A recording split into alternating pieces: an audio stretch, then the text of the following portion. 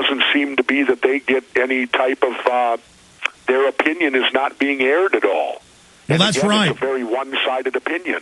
Well, yeah, when Al Gore says all scientists agree it's man-made, and then you find out that actually the majority say it's driven by the sun and by nuclei from space causing cloud condensation. I mean, I'm not going to give away who you interview in the film, but this is going to be a powerful death blow. One more nail in the coffin against the greenies that want to tax us. I mean, it's come out that Al Gore has made over $1 billion so far off this.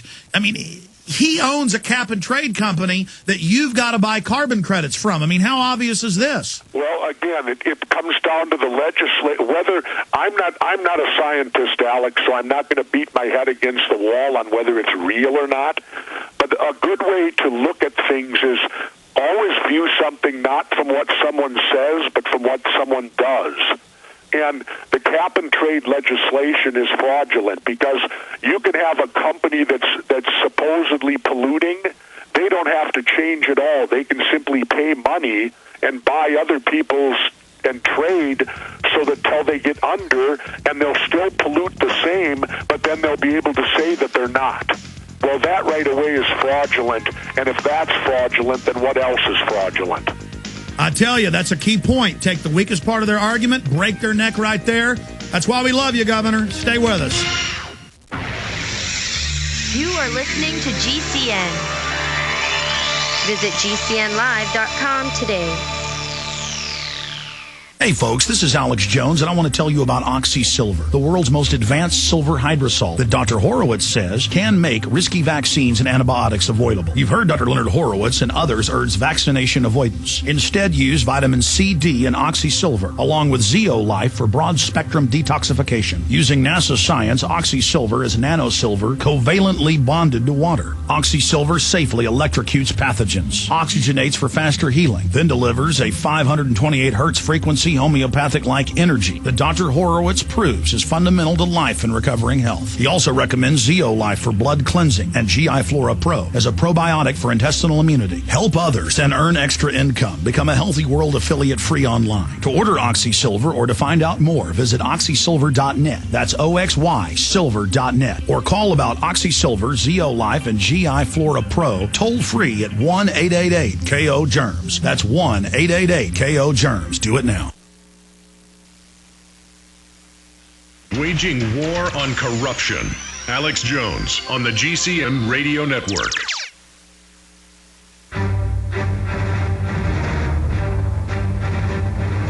Big Brother, mainstream media, government cover-ups.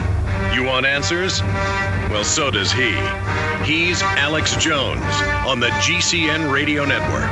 And now, live from Austin, Texas, Alex Jones. All right, in this 5 minutes, we're going to get into secret societies, Manchurian Candidate, and Big Brother. The 3 episodes we haven't given you a little teaser on. It premieres December 2nd, True TV. Tell everybody about it, folks, because I think this is going to be the not just fairest, but leaning towards our view of any television show ever on mainstream TV. I think this is a bellwether because the establishment's beginning to realize that they become obsolete by never discussing this information. So television's losing ratings and the internet's exploding. Governor Jesse Ventura getting into Manchurian Candidate, secret societies, Big Brother. What do you want to talk about first? Well, I guess let's go Manchurian Candidate. This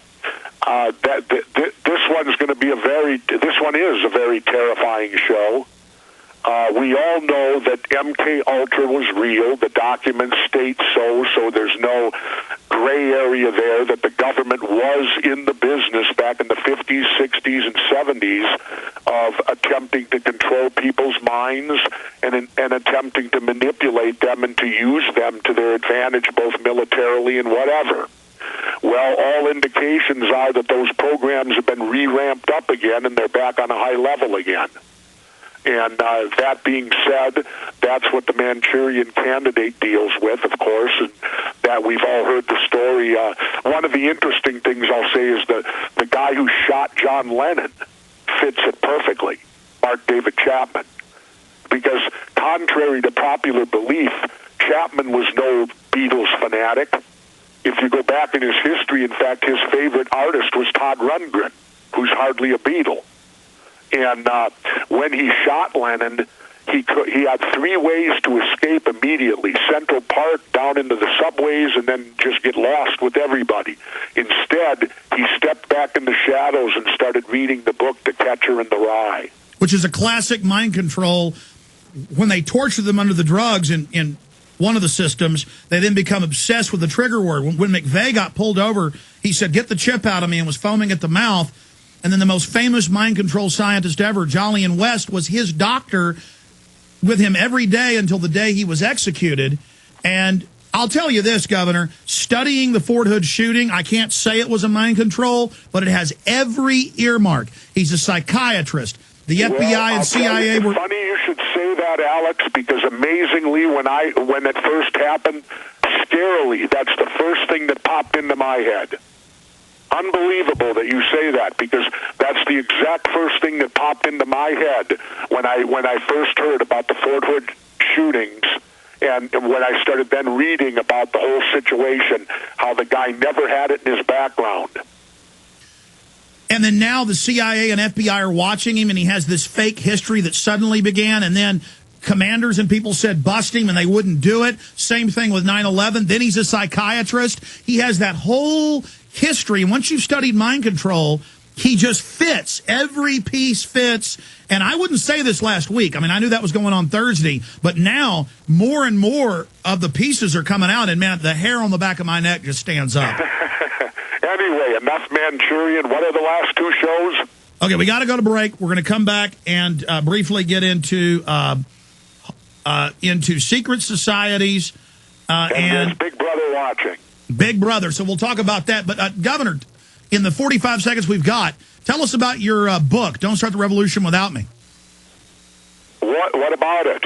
Well, no, just how folks can get it. It's been a bestseller. Oh, hell, I don't know. It's still in the bookstores, and I guess you can get it over the internet yet. I've been so involved in this thing, I haven't even thought about the book for months.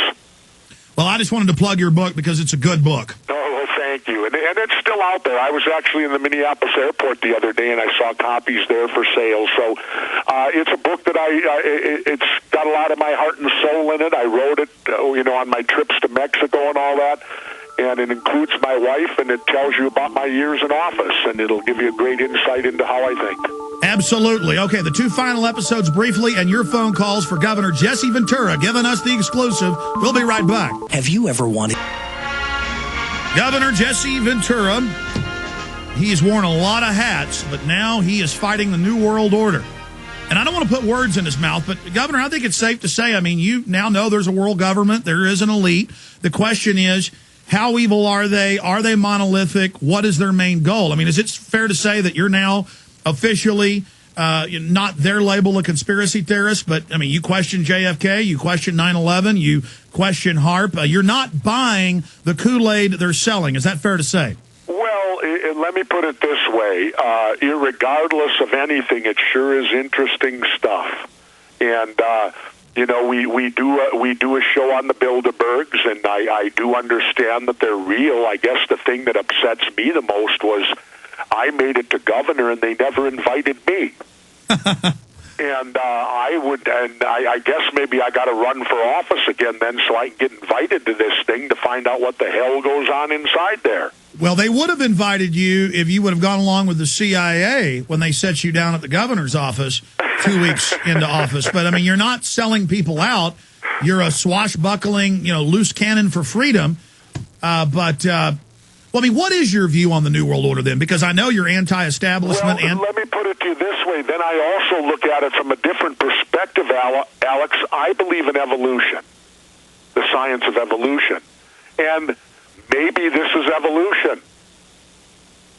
When you look at it, that we will evolve, and that maybe it won't fully be here in our lifetimes, but 100 years from now, because of the fact with technology the way it is, the world gets smaller and smaller and smaller.